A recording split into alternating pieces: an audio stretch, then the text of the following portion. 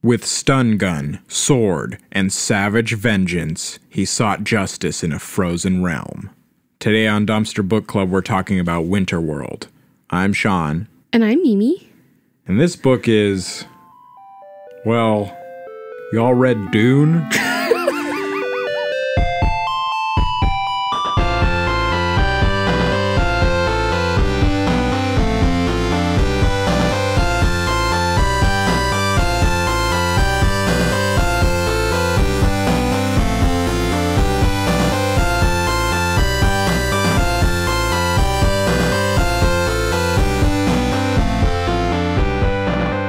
This one has a pretty glorious cover. The cover looks almost good. I think that's what makes it so glorious. The composition itself is pretty good. It's good lighting and good color. It's a little cheesy sci-fi. It's a guy standing on an icy mountain with a funny laser gun. Full snow gear, a great cloak. But then it's all comically ruined by the eyes of this human being way too big for its face. And completely yellow, bulging eyeballs. Bulbous is a word I would use to describe these eyeballs. I think the reason this cover looks so good, the art was actually done by Tim Hildebrandt, who... It's actually on the cover. You can see his name faintly. He signed it. And he and his brother are famous for doing a lot of Tolkien art. They've done a lot of fantasy covers.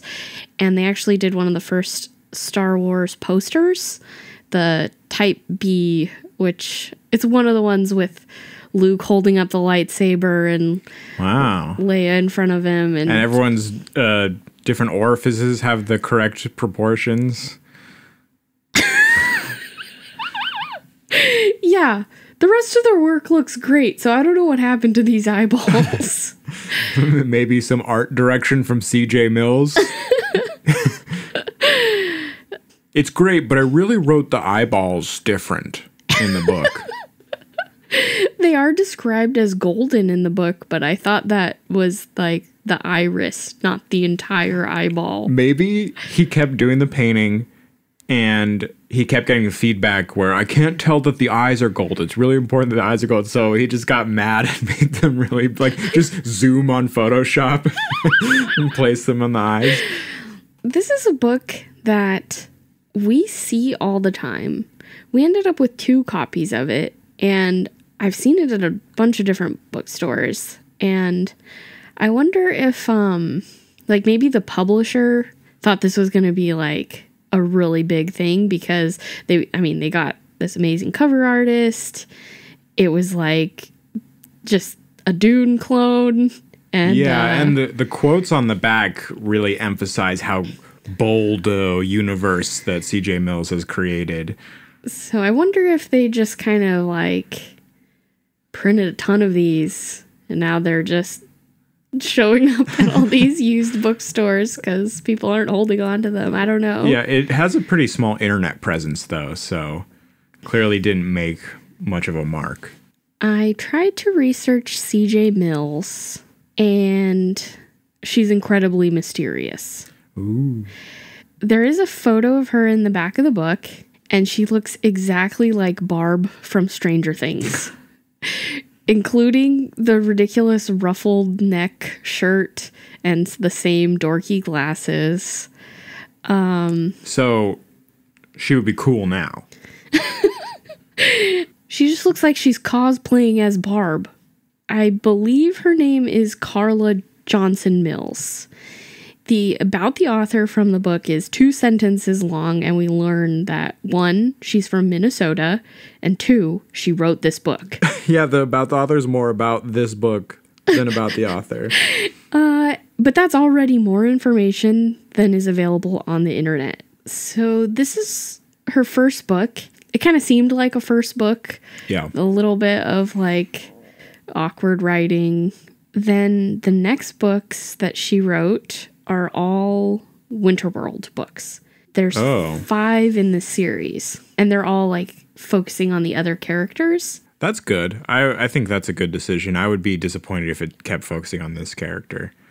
The only other thing I could find that I think that she wrote was under Carla J. Mills, which I think was an 1800s historical Western romance that takes place in the frontier of Wyoming.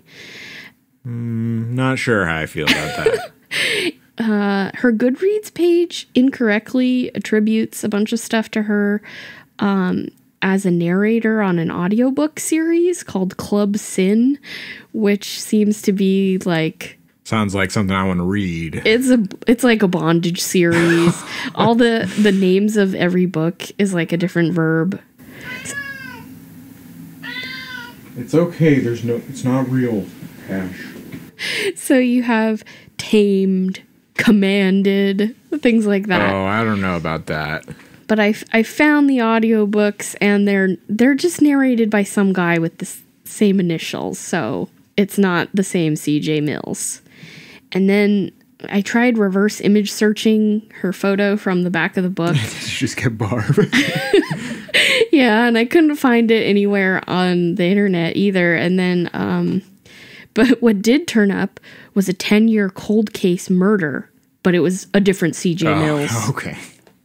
So, I don't know. Maybe she killed C.J. Mills and assumed their identity. Maybe she disappeared into the upside down. Wow. Fun. This is our holiday episode, holiday special. So, we're bundled up here in the studio. Pretty cold. I got a kitty on my lap. Are you ready to get into Winterworld? So, Winterworld is about Karn Halarek, who is the last surviving male heir of House Halarek. And he was sent away from his home planet of Starker 4 because he was the worst kid. Meaning, he didn't really like fighting or killing. He was weak and small, basically a woman. Yeah, and his father or his sire decided, I don't want this kid to even be considered to take over the throne here. So he's sent away to learn the skills of negotiation. Yeah, it seems like the rest of the galaxy is normal. And he just went to go be a cop, which explains some of his frustrations throughout this book of people breaking the law. The last ruler of his house was assassinated, so he has to return to Starker 4 to take over as, was it regent? What do they call them? King. The Lar? Yeah, Lar. Lharr. Because leadership cannot fall to a woman. Yes, so his mother, the Larga of the house, is barred from taking over. Yes, and most of his struggles throughout this book are born of the fact that his own father told, I guess, the rest of the world that his son is basically a woman and he's sending him away. So everyone knows specifically that he's basically a woman and he should not rule because it'd be the same as a woman ruling. Yep. No one doesn't know this on this world. All his enemies, all their vassals, everyone knows. At the beginning of his journey, he meets Nicholas von Schuss, who is an heir to the von Schuss Lar ship. I'm going to guess that they call it a Lar ship. Which is a less powerful house, but really the last ally to House Halarek. Yeah, they're the only one that stays true to him throughout the book. Yes, and they build a pretty quick friendship, but I kind of expected that to be the book, was them building the friendship, and then it kept going. And he got newer, better friends. So instead of having this best friend, he gets a new, better best friend named Egil Olafsson, or Egil. Well, Egil and him, like, go way back, right? Yeah. They're blood brothers. Shush! Be quiet. I thought it was going to be him reconnecting to his ancestry and the way he is by making friends with this von Schuss guy. But instead, it's more about him keeping his distance from his culture and their ways by staying friends with Eagle and introducing all these new ideas. Eagle is an off-worlder. Is his family part of like the merchant? Yeah, his class? family is super powerful merchants. Who are sort of like a neutral force in the galaxy, that control all space trade, but kind of try to stay out of house politics or just try to keep people from... Sounds familiar to another book. Another guild that controlled all of space travel and trade. Okay, but in this book, guild is spelled G-I-L-D, like covered in gold, which kind of reminds me of when you write Microsoft with a $sign for the S. Eagle is also, his whole background seems to be really based on Norse mythology. He's like 7 foot tall and he's got flowing blonde hair, and his father is named Odin, and anytime he curses or exclaims something, it's like Heimdall this or whatever. He's built like a Zin bear. Yeah. Karn spends a lot of time describing Eagle's body. And there's a lot of suggestion at a deeper relationship between the two. There's lots of man love. There's a quote. Eagle Olafsson had been closer to him than anyone, and Eagle's sire, Odin Olafsson, had treated Karn as if he were one of the Olafsson boys and had shown him that powerful love can exist between a man and his sons without damaging their manhood. Then there are 9 powerful houses, right? Or yeah, there's the 9 main houses, and then each house has vassal houses. There's houses like Atreides, Harkonnen. We don't learn much about the other houses, so there's not too much to say about them. But it's basically Dune. Imagine Dune. Their main opponents are House Harlan. I think it was a mistake having the 2 main competing houses both start with H. Yeah. With L's and R's in them. Like both too close to House Harkonnen, too. So I got a little bit confused throughout the book and had to remind myself, like, wait a second, which house is which? But yeah, so Harlan, they're the bad guys, breaking all the laws, and not only do they not follow the laws of the council, they've maneuvered themselves to take away a lot of Halarek's allies. So Halarek really only has von Schuss as an ally, whereas they have kind of control of the rest of the houses. Right. And separate from the houses are the free men. Not Fremen. Not Fremen. They're free men. The free men, who have basically the same role as the Fremen. No, the Freemen are the guild people, aren't they? No. Oh, okay. The guild is separate. Okay. Guild only operates in space. You could say they could only live in space, possibly. No, the free men are normal people who are not vassals to any of these houses, who are just trying to survive on this hellish fighting winter world. Right. Not Fremen, though. No. But basically the same role. And then there are Larga Halarek and Catherine Halarek, who are Karn's mother and sister. And they don't really matter because they're women. Well, Larga does some stuff. Catherine doesn't matter. She's there for... No, she could have mattered. She almost mattered a few times. It seems like if C.J. Mills had done another draft, she might have mattered. Well, she gets her own book. Oh, that's great. And I'm sure she matters in that. That's probably just a way better book. Eagle also gets his own book. That's probably not a very good book. The book starts basically mid-assassination attempt, right? I think it starts right after the assassination Okay. attempt. Like, the assassination attempt is the prologue. House Harlan manages to wipe out the Lar, every other surviving son, all in one go, but Karn manages to escape the assassination attempt. Yes. And an important part of the assassination attempt is Harlan tried to assassinate Karn while he was on a guild ship, which is That's big very deal. illegal. It's so illegal.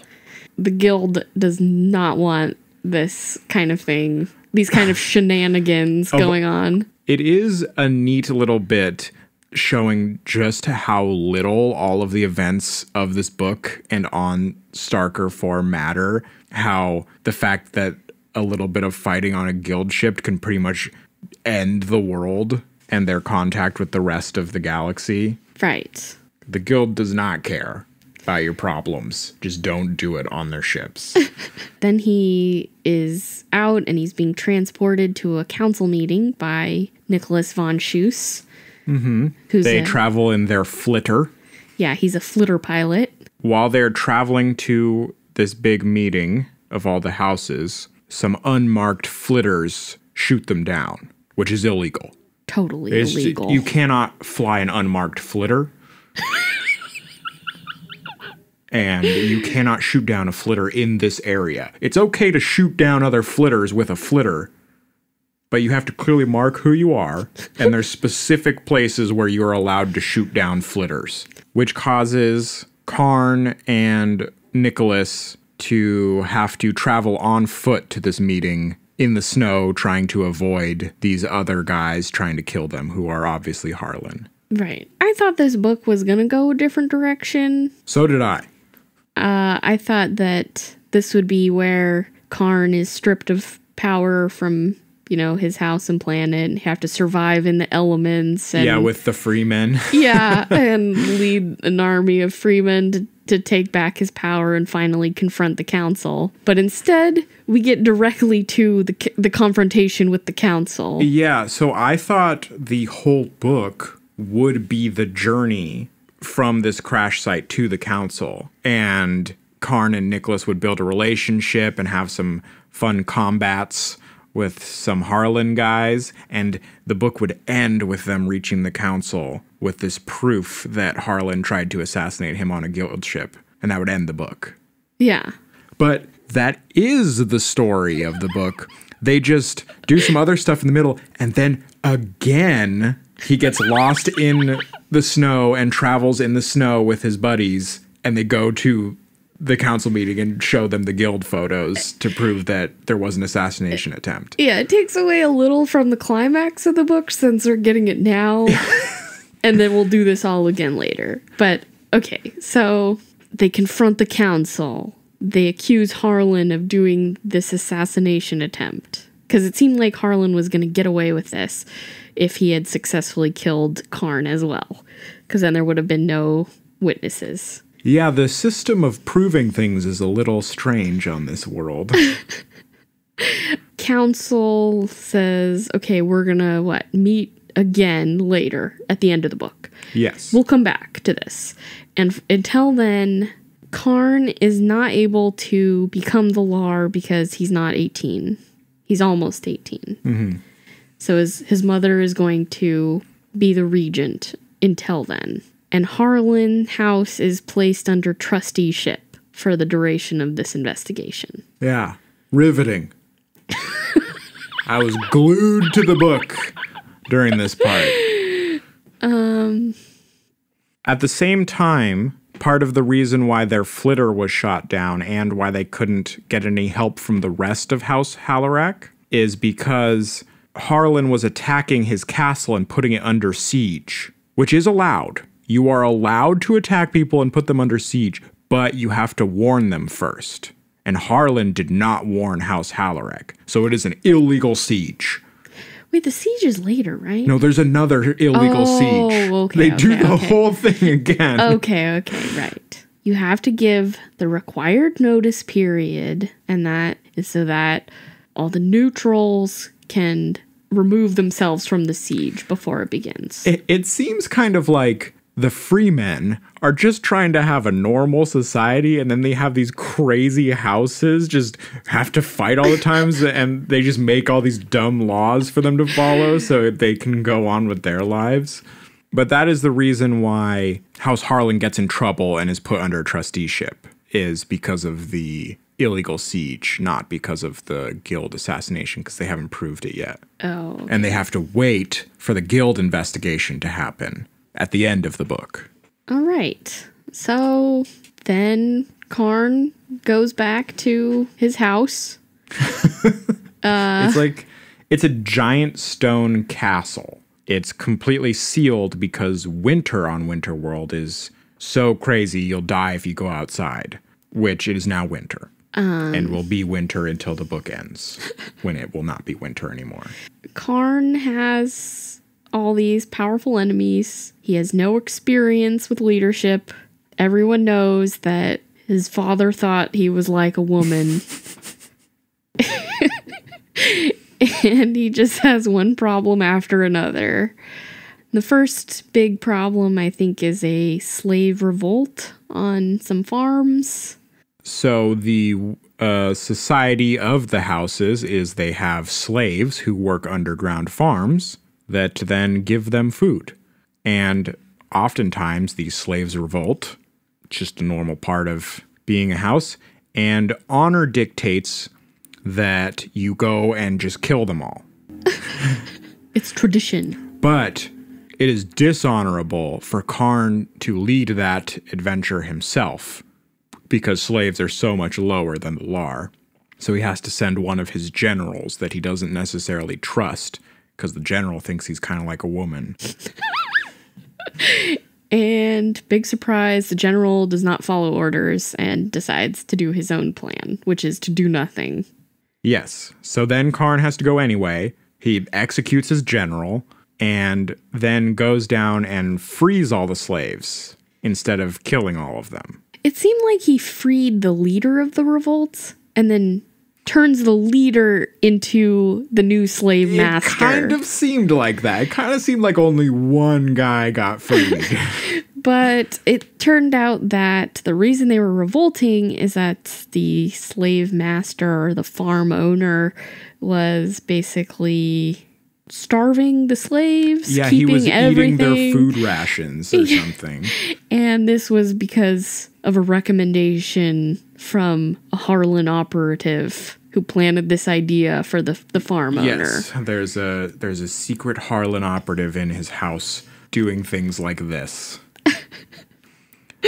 But because Karn frees that slave and does not slaughter all of them, he has lost honor. He negotiated with them. Yes, which is not illegal. It's just dishonorable, so why would you do it?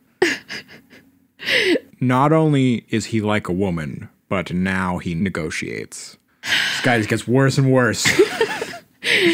But he's like trying to point out like he resolved this issue in record time.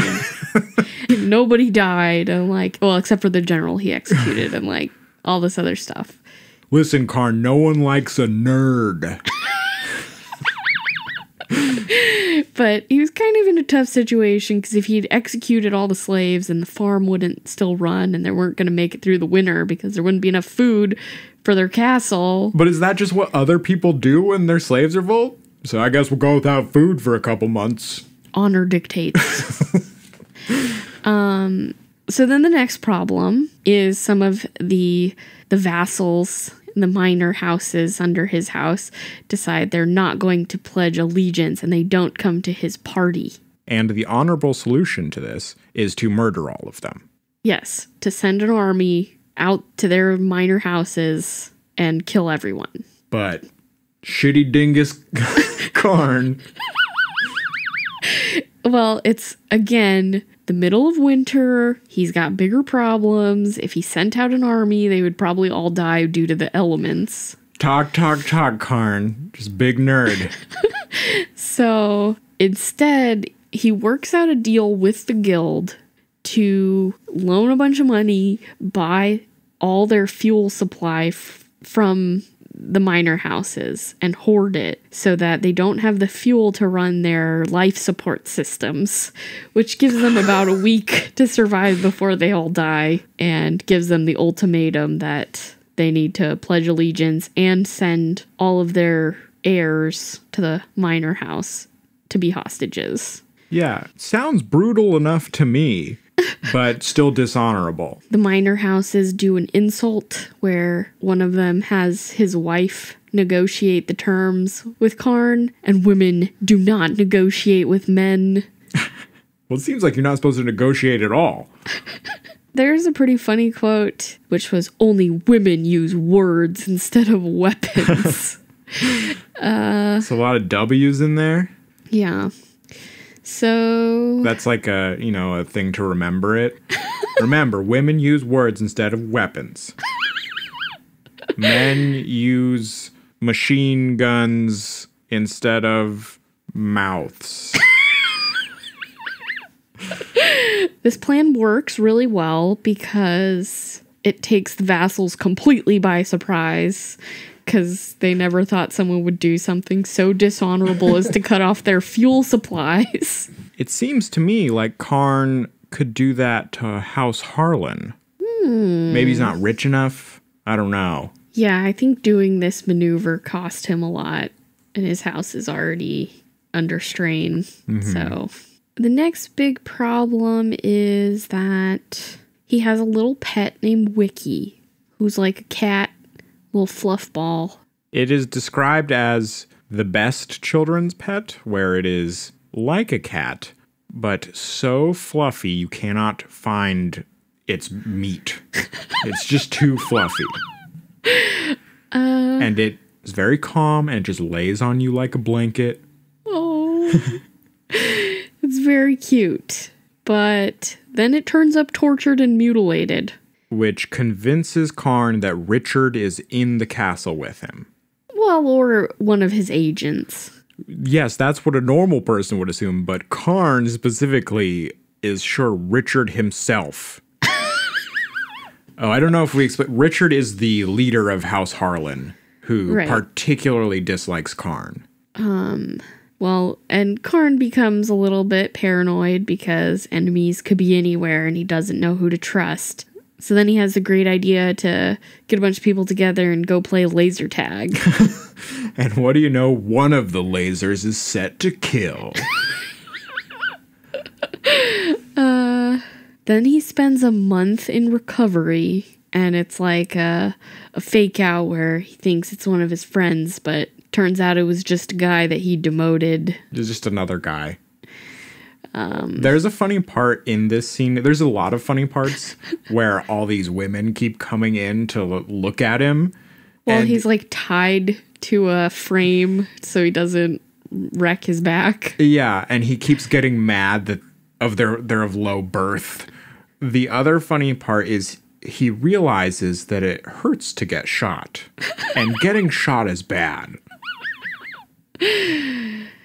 So after his recovery, Richard Harlan declares siege against the house, and he gives his 40-day notice. But because it's the middle of winter, there's not enough time to move anyone out of the house. But the law is the law, so they have 40 days to plan. But Harlan breaks the law by showing up early to cut the comm lines. Yes, which is illegal. You can't be early to siege. You can't cut the comm lines. That's illegal. So illegal.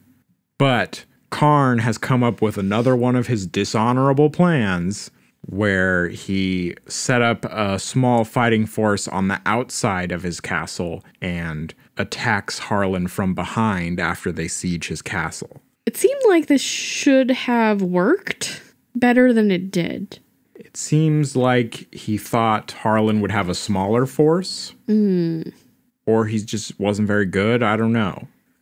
Oh, it was because they were early. He didn't expect Harlan to break the law again. And von Schuss was supposed to come help, and they were late because von Schuss could only come help at the day of the siege or something because they weren't going to break the law. Right. And we get like a chapter or two of these like guerrilla snow tactics, and they did all right, I guess. It's hard to tell who was winning this battle. Because you kept mixing up the names. No, just like... You don't know how many people they actually had. You don't know how many people they're really, like, killing. And then they start sending the flitters over and shooting people from the air. But then they're dealing with the elements as well. There was a part that I liked where they had a good trick where they set up a fake campsite that they put all their garbage at and, like, a bunch of tracks. And, didn't really matter, but... No, it didn't come up at all, actually. But they spent a lot of time planning it. Because they failed, they decide then to travel in the snow on foot to a special prison zone, which it's extra illegal to cut the comm lines at the prison zone. So it wouldn't be cut. For some reason, Eagle was just not doing so good. And, like... His hands were constantly at risk of frostbite. There were a lot of intimate moments that he shared with Karn where they hold hands to keep them warm. Where they finally make it to the location they were trying to get to. And the comms don't work. What do you know? Someone cut the comm lines. So Karn is going to go on one last attempt, but Eagle has to stay behind because his hands don't work. And there's an emotional scene where Eagle's gonna sacrifice himself to like operate the gun, give cover fire so Karn can make it to the next checkpoint. And Karn has one more guy stay behind with Eagle. And that guy is just like, I don't really want to stay here and do that. It kind of ruined like... The moment is also a little bit ruined because Eagle's hands are destroyed, that he operates the guns with his nose and mouth, which is only comical. So Karn goes out and is immediately arrested by the council. Which is, I thought it was such a great twist that he gets arrested because Karn is the only person obeying the law on this planet. How could he do something illegal? But apparently he was under a special kind of arrest, which is good. He was under the good kind of arrest. Protective arrest. Yes. You actually obeyed the law so much that we're arresting you and taking you to a good place. Good prison. No one tells him that. He's like locked in solitary confinement and he's all depressed because he thinks that the law doesn't mean anything anymore. It's almost as if the laws don't matter. And, but then it's a twist, and his mom shows up and like, oh, what? No one told you this was a protective arrest? And then they have the council meeting again. The final council meeting. Everyone is corrupt. Harlan has corrupted everyone except for Halarek and von Schuss. Yeah, and Karn is trying to give an impassioned speech to the council, but it was a little not clear how many votes that Harlan had really corrupted and who he was really trying to convince here. Mm-hmm. But it seemed like all of Harlan's allies, like, it wasn't going to matter how impassioned of a speech Karn gave because they were just going to vote with Harlan. You'd think he would learn ever. However, the guild breaks through because Harlan had been holding them back and reveal proof that Richard had tried to kill Karn in a guild ship, which is the ultimate illegal because it could cut off the planet from guild spaceships. But even that's not like really enough to convince people because they're all corrupt. And then Richard throws a knife at Karn, but his mom pushes him out of the way and she takes the knife and dies immediately. Which is so illegal. You cannot kill people in the council room.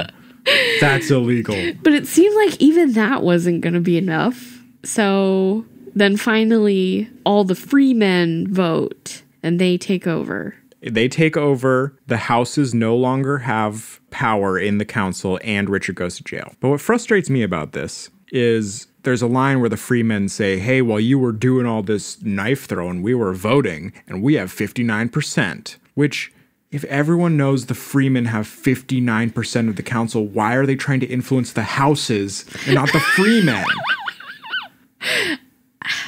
The council rules were a little confusing. They weren't well explained. It's so dumb.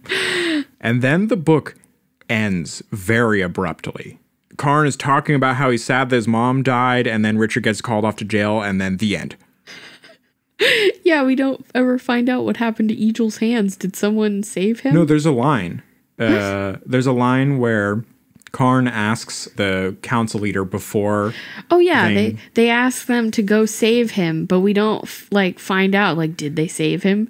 Did they get medical attention to his hands before he has to lose them? No, after the guild breaks in, he convinces the guild to go look for him, and then the council guy says, "Oh no, he's dead." What? Yeah. How can he be dead? He has his own book. I know. Oh, do you think it's a prequel? Well, we don't find out if that guy was lying or not. Oh. That he was dead. But the book ends before anyone checks.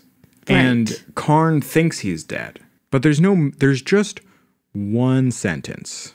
Right. And if you missed that sentence. Yes, I did. But there's so much left undone in this book that is set up, which is why it feels so much like a first draft. Like Egel's death.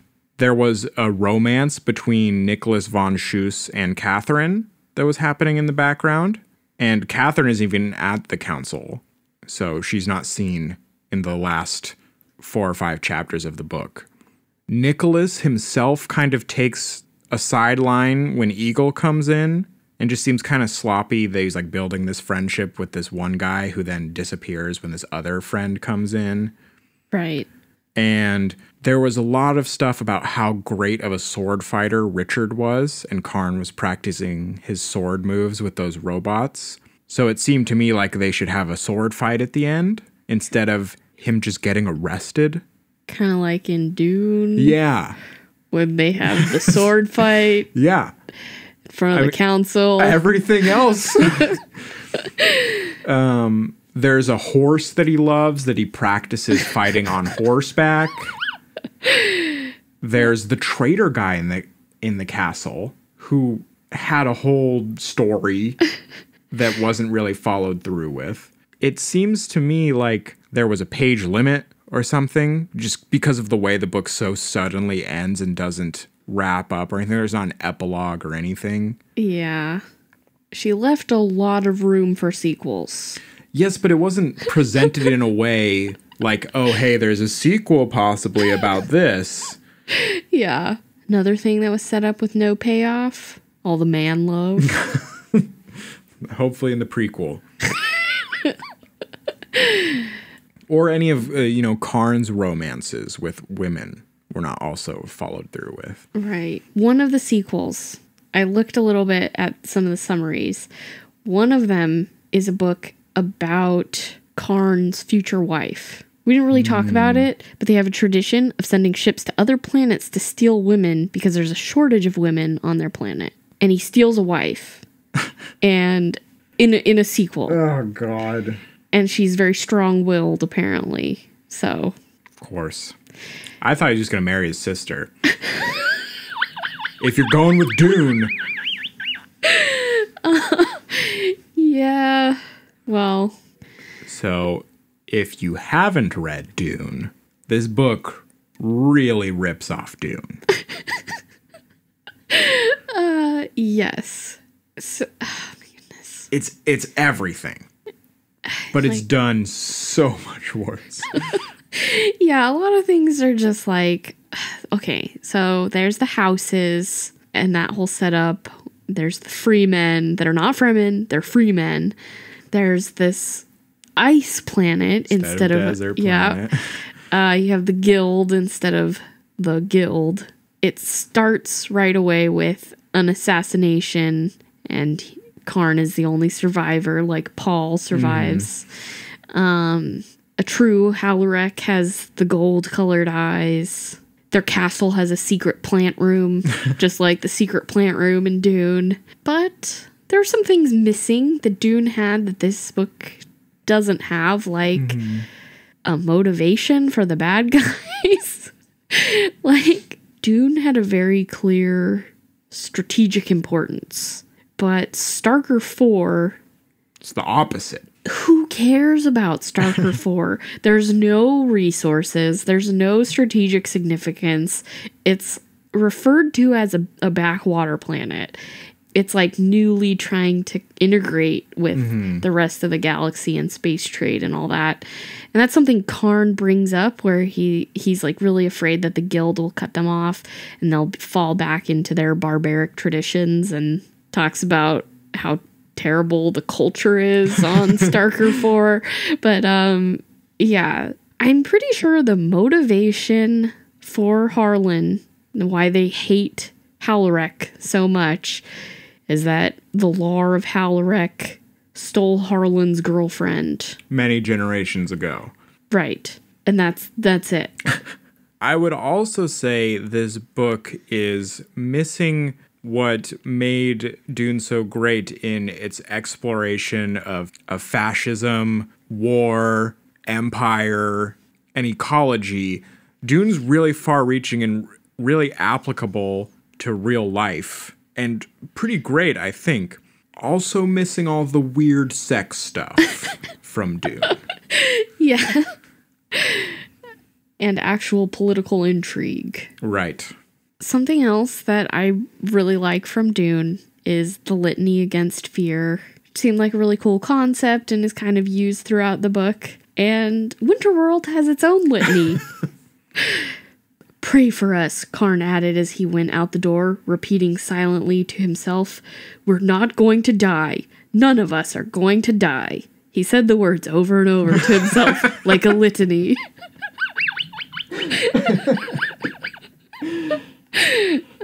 Oh.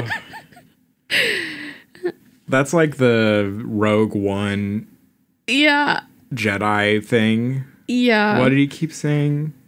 I'm one with the Force. Yeah, the Force is with me. And just instead of having any actual speech about the Force, he just repeats the same thing over and over again. Yeah. I had some other thoughts about this book. One was that I think it might have been set up a little bit to like satirize these rigid gender roles. Because some of it was so over the top when it's like only women use words and only men use weapons. And then Karn is kind of like trying to fight against these rigid traditions and then to show how ridiculous they are by coming up with simple solutions to things like, let's just cut off the fuel, I guess. And right. They really beat you over the head with the women thing, which made me think that that was going to have some sort of importance in the story, but it didn't. Yeah, it was set up and then didn't, like, it could have been more effective and Karn could have done more to subvert those and, like, I don't know. You know what would have made sense is if Karn were a woman instead of just like a woman. Yeah. I mean, how much would you really have to change in the book? Why not just Karn's a woman?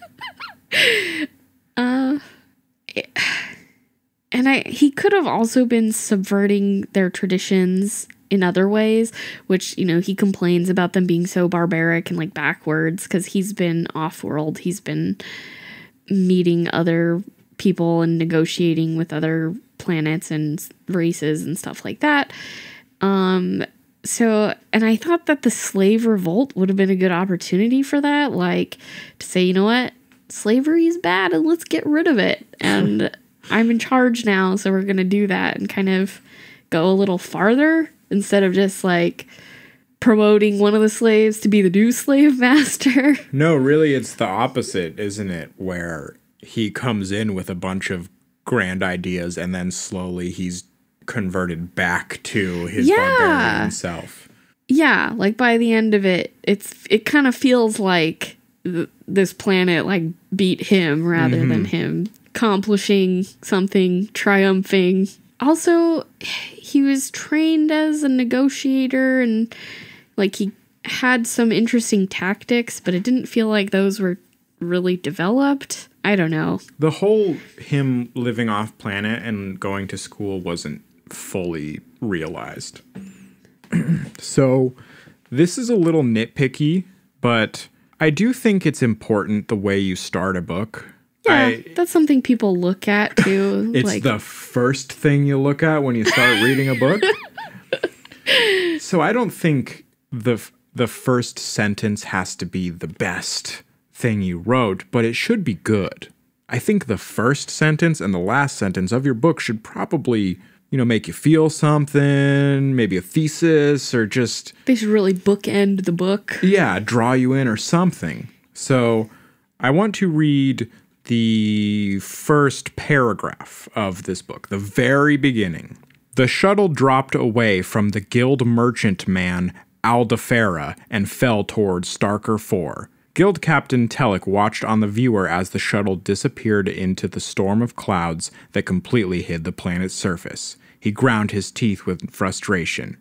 He was rid of the young Lar, true enough, but too late. So, pretty good, except for that first sentence. The shuttle dropped away from the guild merchant man Aldefera and fell towards Starker 4. I know it's nitpicky, but imagine if the book started this way. Guild Captain Telek watched on the viewer as the shuttle disappeared into the storm of clouds that completely hid the planet's surface. He ground his teeth in frustration. He was rid of the young Lar. True enough, but too late. Yeah. All I did was cut out sentence number 1. This book probably could have benefited from better editing. Wait, what about the duty line? Right. Karn shook his head as if that would clear it of the grayness, the pressing stone, the lifeless air, the strangling fear. Duty had brought him back to duties he knew nothing about, and to death. Duty and death.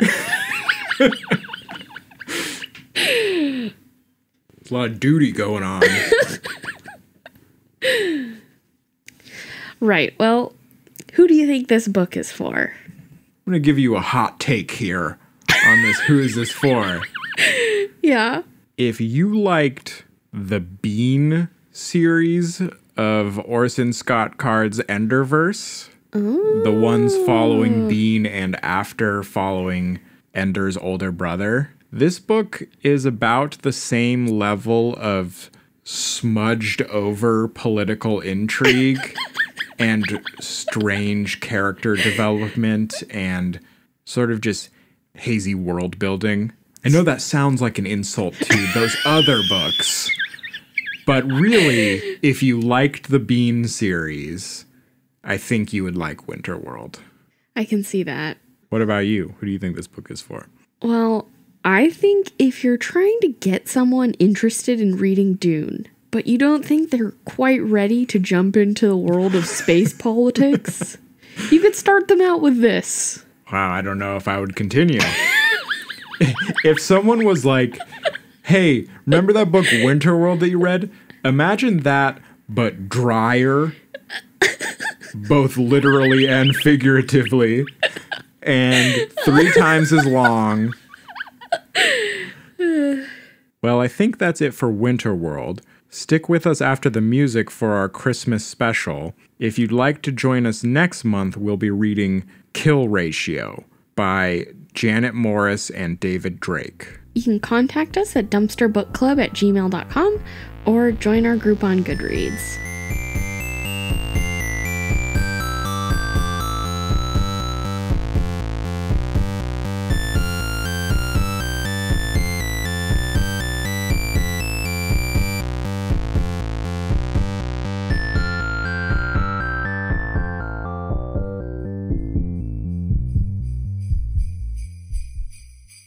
Holidays, time for togetherness.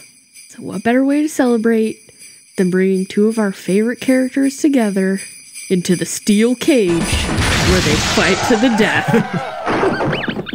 It's time for our Christmas cage match. So how is this going to work? So I have a Santa hat here, and it's full of a selection of characters from all the books we've read this year. We're each going to pick a name from the hat, and then they fight. Then they enter the cage. Okay. Right. So it's Arimaspia.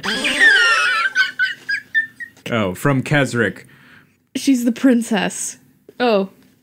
Well, I got Lieutenant Thule from The Sign of the Mute Medusa. Okay. Well, Arimaspia's special power of being nude all the time might come into play. Oh my god. Maybe she could seduce Lieutenant Thule like that other lady did in the Oh my god. Mute Medusa. Oh my goodness. So Lieutenant Thule, highly trained in analytical skills. She knows karate, might be a robot. Kind of a horn dog, though, as I remember. Wasn't she the one that was a total prude? I feel like the nakedness would probably But she was throw her off. She was a total prude, except she was so into that gorilla man. And also she got seduced by that jellyfish lady. Oh my goodness. Lieutenant Thule had a pretty good chance at this, but I think the one totally naked character is probably the one to take her down. Yeah, Thule, I think, had good chances with her combat skills, but up against just a naked woman, I don't know. Alright, this round goes to Arimaspia. So, Arimaspia goes back in the hat You wanna do to that? fight again. I think that's the Colosseum rules. Alright.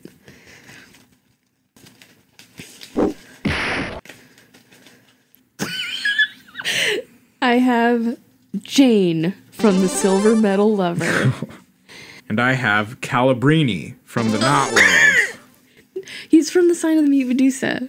That's the one I meant to say. The Sign of the Mute Medusa. So, Jane was the 16-year-old girl. Without any skills of any kind. And Calabrini can travel through time at will.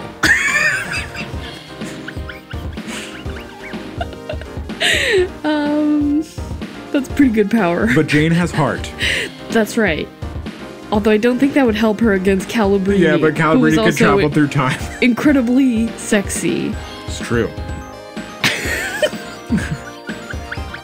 Feels like this is more of a cage of love than a cage of fighting. Calabrini probably wins this I feel one. like Calabrini wins. Back in the hat.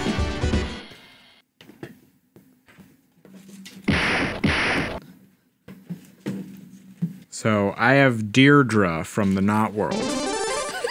Was that the bad guy? No, she's the main lady. That was the good guy. Yeah, the She invalid. has her legs don't work. Oh, I got Zazamank from Kesrick. Well, Zazamek is a bumbling fool of a wizard, but I still feel like his army of skeletons could beat up this lady. Zazamank is the one that's so evil. He has that, like, signed evil movie poster, and movies haven't even been invented yet. I think his only real weakness is magic reflection. I think his weakness is cleverness. Which Deirdre has. She could possibly outwit him. And she beat Arachne, right? Yeah, in a similar kind of fashion. But I think the difference is the power of love does not work against Zazamank. Oh, right. Just the power of stupidity. I mean, in the cage, though, she could get up real close with her cane and just... We're giving this to Zazamank? I think so. Alright. Back in the hat. I got James Keith from the Cosmozoids. Oh man, what a powerhouse. Uh-oh. Because I got Eric John Stark. Oh, no. From the Ginger Star. The two ultimate cool guys. The two most powerful men in the universe collide in the cage. James Keith was our space army man. He knows karate. He knows the mysteries of the Orient. And he's clairvoyant. Eric John Stark is the ultimate cool guy, mercenary for hire, and beast mind. Do you think he can use his beast mind to defeat James Keith's clairvoyance? No, I think Eric John Stark is weak to clairvoyance based on the Ginger Star. How many times telling the future messed him up. Well, but didn't he beat those guys because... Oh, no, wait. Oh, yeah, that's mind reading. Oh, okay. But I think Providence truly wrecks Eric John Stark. So, James Keith wins this one. I think it's close, though. It would have been a great battle.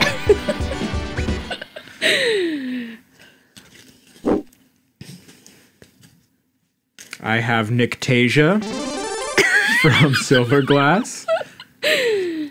Powerful mage, great historian, all-around nerd. Tiny and frail, though. And I got Arimaspia again. This... Again, Nictasia's another one that could be seduced by a just nude woman. Nictasia was quite lusty in Silverglass. That's true. I feel like I think she might prevail in that. She would beat herself. And then beat up this naked woman. Oh my goodness. This seems like it would be a pretty sexual battle. Like one of those like this would be a matches. This would be a mud fight. But I think Nictasia would beat her lust though. And I think she's got this one. But Arimaspia made it a lot farther than I thought she would. Yeah. I have Dr. Burr from the Cosmozoids. Robot alien in human skin and an army of lookalike followers, but probably the dumbest guy in the universe. Well, he's up against Silver, the silver metal lover himself. I don't know if Dr. Burr can beat anyone, though. I think Arimaspia would have defeated him. Yes. Just, especially... Oh, he's also hurt by sound, and Silver's a musician. Oh, there you go. And probably his, like, his zombie serum probably doesn't work on robots. So, I think Silver... And he can't read his mind, probably. Yeah, I think Silver wins this one. Hands Clear down. victory. Ooh. I have Urza Baba from the bog. Is he in the child's body? Yes. Okay. So he's an ancient entity of mysterious power in the body of a child. Well, I have Dylan from the Not World. A beautiful man like a rumpled bear.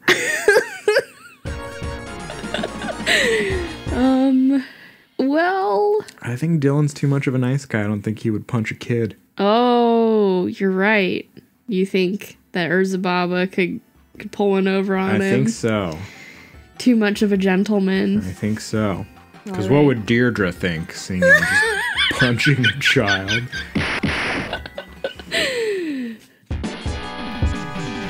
All right. I have Captain Claudine from the Sign of the Mute Medusa. I think her strengths would be her gun. Well, I have Kesrick from Kesrick. Oh! Known smooth talker and wielder of Dastardguard, the magic sword. I don't think he could smooth talk Claudine, though. No, she's way too clever. Claudine has already thought through all the scenarios.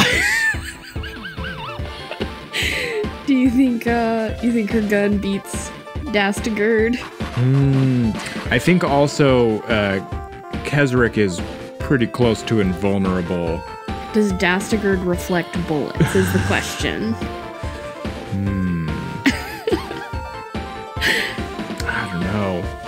close one. Yeah, Keswick could also seduce Claudine. She was pretty lusty. And he's a mostly nude man with a mustache. That's right. This one's, I don't know. This one's tough, but I don't know. I feel like Keswick's bringing a sword to a gunfight. Okay, fair enough.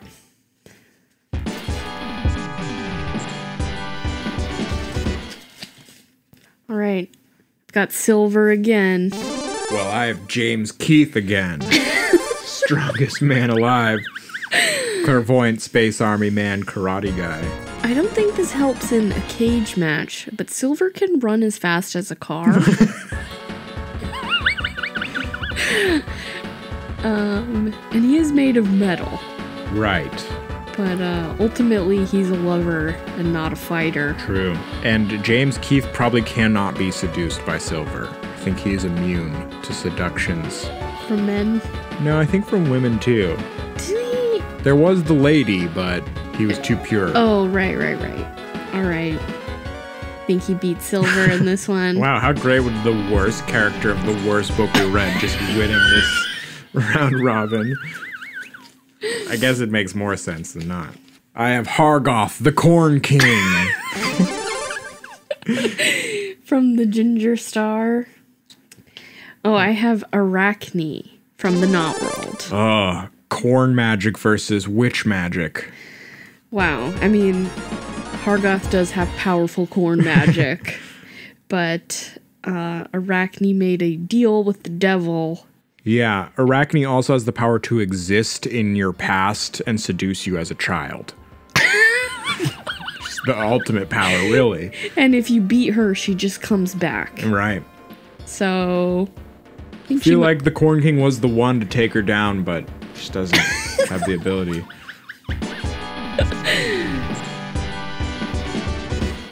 Spingarn from the Probability Man. I hope he is killed. I have Nictasia from Silverglass again, our mage. Does Spingarn even have any abilities? I guess he could tell the probability. He would probably bet and win, on the tables afterwards. But I don't think he's got anything to beat Nictasia with. No. Oh, our friend James Keith again. Oh no. Who can take him down?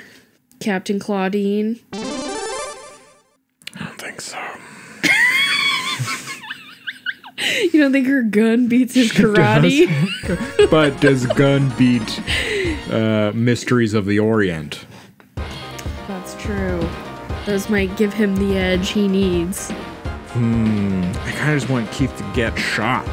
She's also basically clairvoyant because That's true. She can see all the possibilities. Yeah. So clairvoyance. So what does she have to beat Mysteries of the Orient? Her weird astrology stuff? Did she have weird astrology stuff? Yeah. That would do it. Okay, give it to Claudine.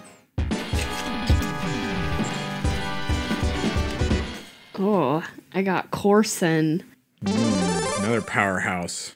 From Silverglass, Web of Wind. I have Calabrini. Okay. Power to move through time at will.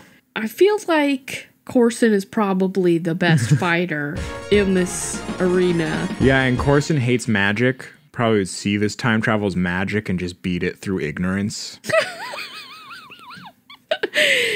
Calabrini was a little bit delicate. True.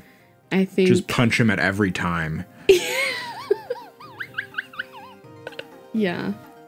Giving this one to Corson. Got Urza Baba again.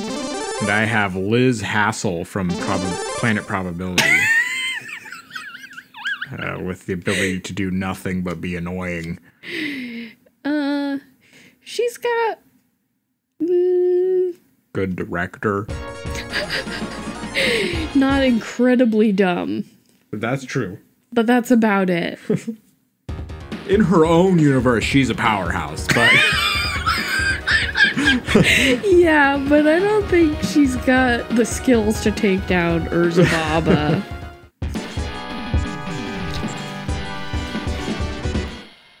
Nictasia from Silverglass. Zazamank. A sorcerer's battle. Sorcerer battle.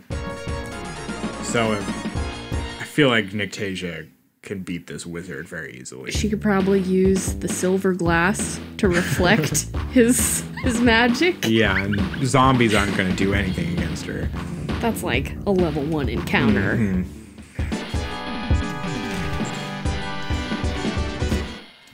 All right, I've got Claudine. I have Grenville. Ooh.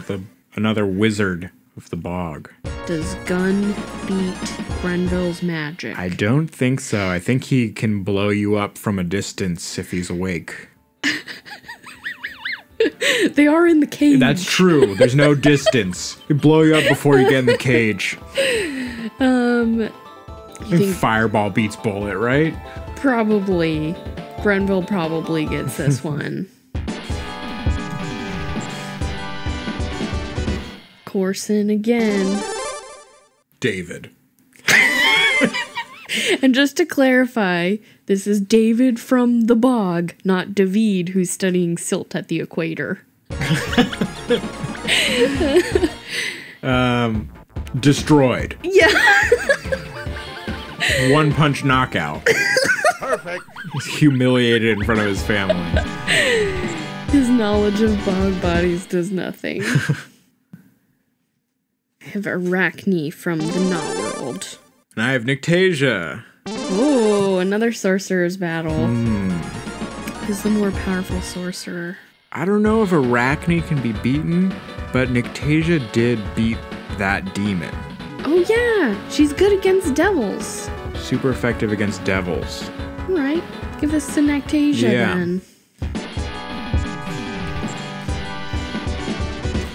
Grenville from the bog.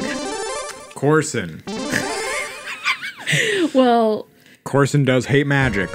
and she is super powerful against magicians. Yeah. Barbarians usually beat sleepy old wizards, I think. Especially in close combat. Yeah. So, Grenville's out.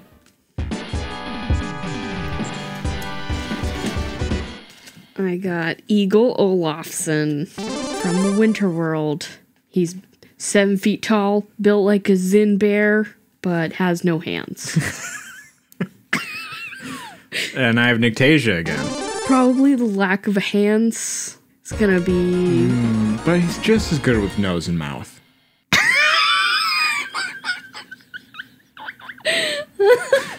That wasn't meant to be a sex joke.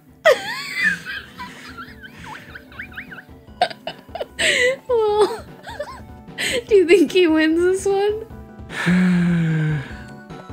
I don't know if Eagle has combat skills. And I don't think he's gonna seduce Nictasia. Not really her type. No. Nictasia. This is gonna end with Nictasia versus Corson. It's gonna be really sad. Here we go. Leaf from Time Stop. Ooh. Another ultimate cool guy. And Super Spy, well, do you think he could beat Urza Baba? He did defeat all those weirdly racist illusionists. I don't remember this book at all. But does Urza Baba have any combat magic, or does he just have illusions and sleep? Mostly sleep. Mostly sleep. We don't see him do much. I think Leaf beats Illusionist. All right, Urza Baba's out.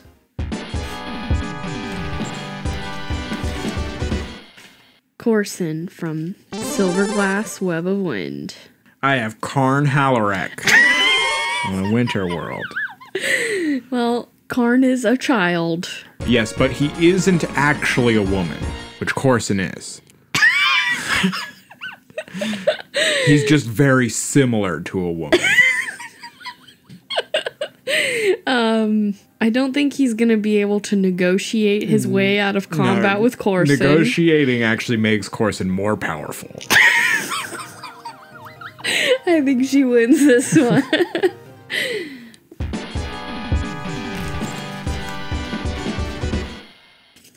All right, I've got Leaf from Time Stop. Corson. Okay, I think Corson wins this one as well. Well, Leaf is proven. Oh no, but he did take out that huge guy. Which huge with his guy? super spy skills. Remember, there's that guy that was gonna find the body and he uses all his sweet combat moves.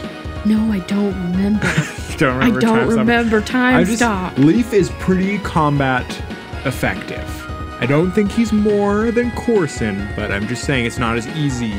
It wouldn't be like a one-hit kill. No. But Corson would have to, she might work up a sweat on Leaf this would give her a run for her money. But I think he's out. Fuck that guy. I have Corson from Silverglass. Okay. Well, it seems like there's only one more in here. Nictasia from Silverglass. I'm pretty sure this one's gonna be a draw.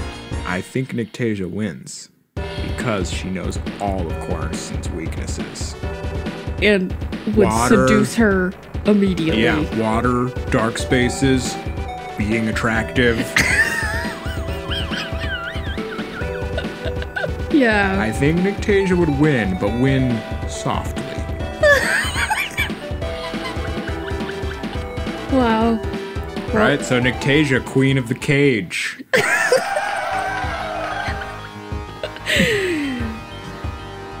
That was quite a final showdown. Mm-hmm.